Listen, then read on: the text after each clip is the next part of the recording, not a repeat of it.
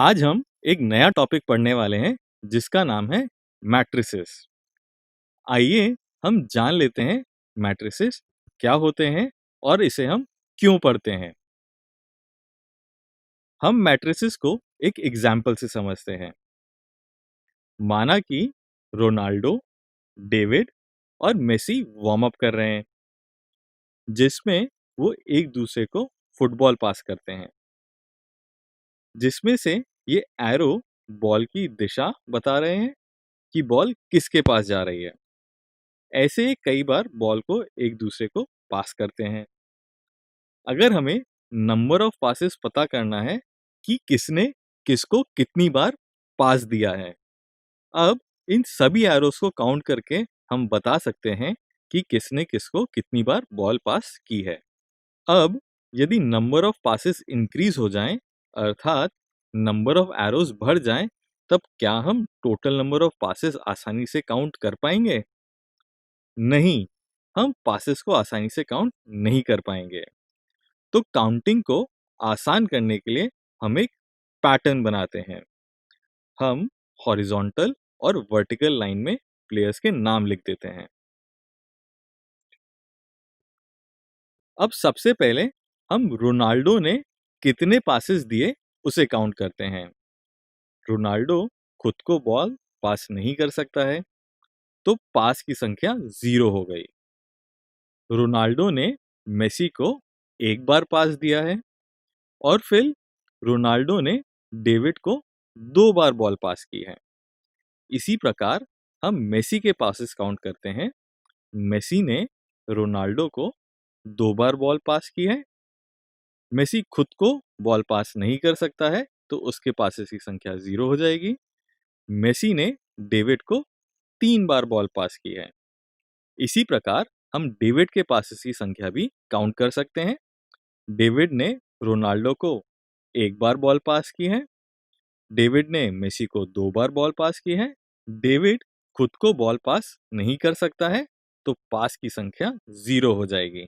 इस पैटर्न से हम कितने भी चाहे पासेस को आसानी से रिप्रेजेंट कर सकते हैं और काउंट भी कर सकते हैं।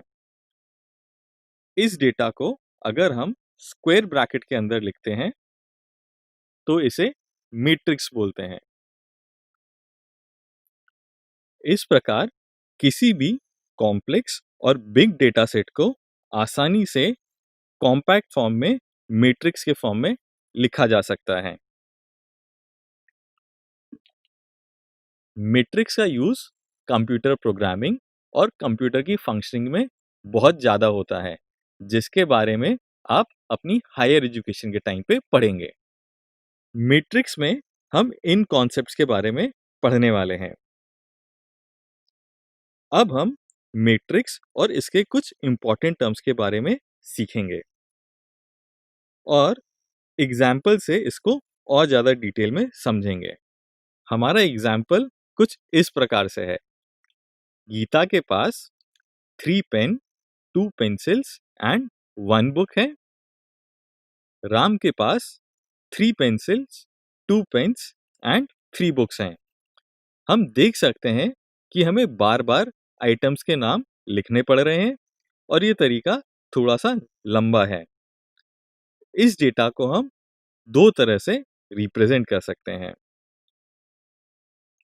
हम गीता के पास आइटम्स की संख्या देखते हैं, तो गीता के पास 3 पेन, 2 पेंसिल्स एंड 1 बुक है। इसी तरह राम के पास 2 पेन्स, 3 पेंसिल्स एंड 2 बुक्स हैं। इस पैटर्न में हमें बार बार आइटम्स के नाम लिखने की जरूरत नहीं पड़ रही है। अब हम दूसरे पैटर्न को देखते हैं। गीता के पास 3 पेन्स, 2 पेंसिल्स एंड 1 बुक है। राम के पास 2 पेन्स, 3 पेंसिल्स एंड 2 पेन्स हैं। हम देख सकते हैं यह पैटर्न भी पहले पैटर्न की तरह आसान है। ये दोनों पैटर्न एक दूसरे से अलग भी हैं।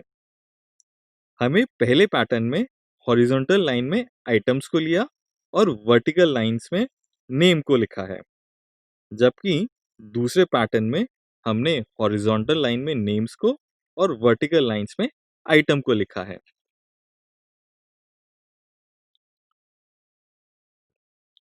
अब हम पहले पैटर्न के डेटा सेट को स्क्वायर ब्रैकेट में लिखें तो उसे हम मैट्रिक्स फॉर्म बोलते हैं। अगर हम मैट्रिक्स में लेफ्ट टू राइट या हॉरिजॉन्टल लाइन में जाते हैं तो एलिमेंट्स की हॉरिजॉन्टल लाइन मिलती है जिसे हम रो कहते हैं, जिसमें पहली हॉरिजॉन्टल लाइन हमें फर्स्ट रो बताती है, इसे हम R1 से डिनोट करते हैं। उसी तरह दूसरी हॉरिजॉन्टल लाइन हमें सेकेंड रो बताती है जिसे हम R2 से डिनोट करते हैं। अगर इस मैट्रिक्स के लिए हम total number of rose count करें तो हमें 2 रोज मिलेंगी। सिमिलरली हम मैट्रिक्स में टॉप टू बॉटम या वर्टिकल लाइन में जाते हैं तो एलिमेंट्स की वर्टिकल लाइन मिलती है जिसे हम कॉलम कहते हैं, जिसमें पहली वर्टिकल लाइन को हम फर्स्ट कॉलम बोलते हैं, इसे हम C1 से डिनोट करते हैं। उसी तरह से दूसरी वर्टिकल लाइन को हम सेकंड कॉलम बोलते हैं जिसे हम C2 से डिनोट करते हैं। इसी प्रकार तीसरी वर्टिकल लाइन को हम थर्ड कॉलम कहते हैं, इसे हम C3 से डिनोट करते हैं। हम इस मैट्रिक्स में total number of columns count करें तो हमें 3 कॉलम्स मिलेंगे। अब हम दूसरे पैटर्न को स्क्वायर ब्रैकेट में लिखें तो हम उसे इसका मैट्रिक्स फॉर्म बोलेंगे।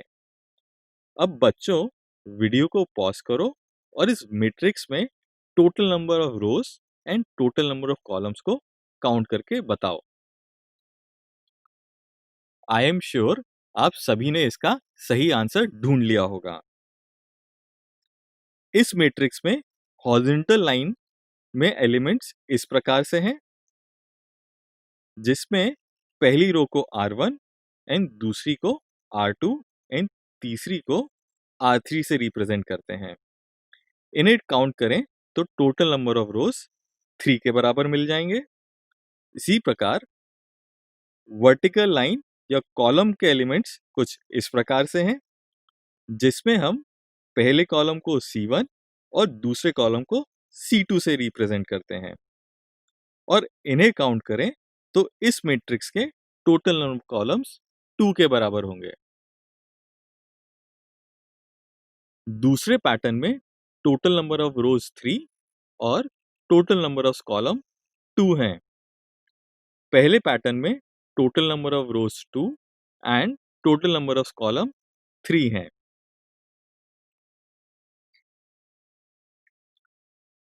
चलिए एक कॉन्सेप्ट टेस्ट करते हैं।